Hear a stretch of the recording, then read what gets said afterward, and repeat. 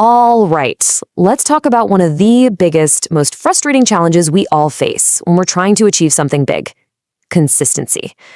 Today, we're going to break down a super simple but really powerful rule that can completely change the game when it comes to actually following through on your goals. Okay, let's be real for a second. Does this sound familiar? You get this burst of inspiration. You start a new project, a new workout, whatever it is, and you're all in. You tell yourself, okay, this is it. This time's going to be different.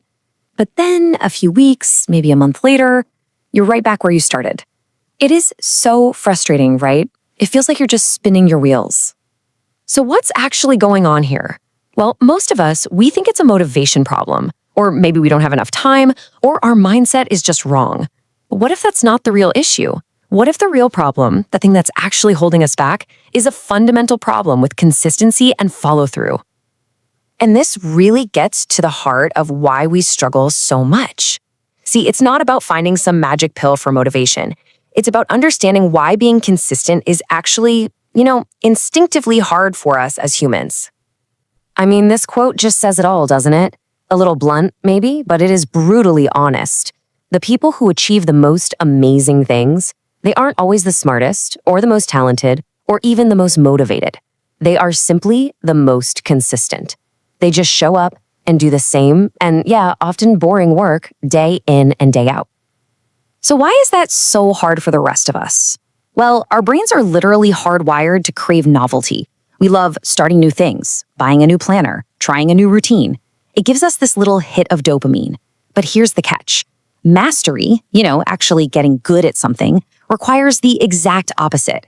It needs repetition. It is slow. It can feel really boring sometimes. And that puts it in direct conflict with our brain's love for shiny new objects. And you see this everywhere with top performers. Just look at the greats. Steph Curry, arguably the best shooter in basketball history, has done the exact same 90-minute pregame routine for 15 years. 15! Or Kobe Bryant. He would practice one single shot over and over again for 30 minutes straight. Everybody knew what move was coming, but because he had mastered it through thousands of hours of repetition, they still couldn't stop him. This really brings us to the core idea. If you're relying on motivation to get things done, you're basically living by an emotional weather report. One day it's sunny, the next it's stormy. Motivation is a wave. It comes and goes. But identity? Identity is an anchor. It holds you fast. It's about becoming the kind of person who just does the thing, regardless of the weather. So, that brings us to the solution. A simple, really powerful framework designed to help you build that anchor. It's called the 90-91 rule. So the first part of the rule is the time frame, 90 days. Think about it like a season, right? About 3 months. This is kind of the sweet spot. It's long enough to build a real, legitimate habit and actually see some results, but it's short enough that it doesn't feel totally overwhelming. The key mindset here is you can do pretty much anything for 90 days. Okay, next up is the duration, 90 minutes. Now, this isn't just an hour and a half of kind of working. No. This is your sacred, focused block of deep work. That means your phone is off or in another room. No email, no social media, absolutely zero distractions. It's all about giving your most important task the focused, undivided attention it really deserves. And finally, the last part. And this might just be the most critical piece of the puzzle. One thing. Not two things, not your to-do list, just your single most important task.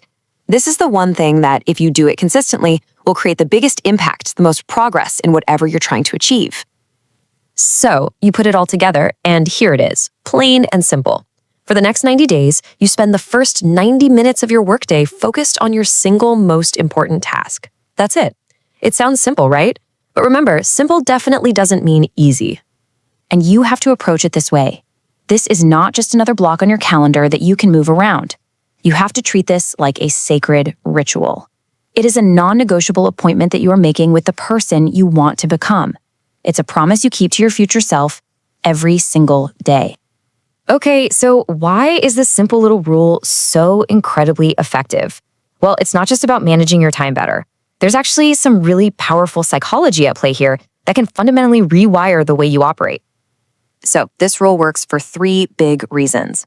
First, it kills decision fatigue. You never have to ask, what should I work on? Second, it takes advantage of your brain when it's at its absolute best. And third, and this is the most important one, It systematically helps you build a brand new identity. Let's break those down real quick. So there's a bunch of cognitive science that shows our prefrontal cortex, that's the part of our brain that handles focus and planning, is at its absolute sharpest in the morning. So by tackling your biggest, most important task first, you're giving it your best, freshest energy, not your leftovers from the end of the day. Trying to do deep creative work in the afternoon is like trying to run a marathon after doing a heavy leg day at the gym. It's just not going to happen. Now this is the real secret sauce. It's called identity-based habits.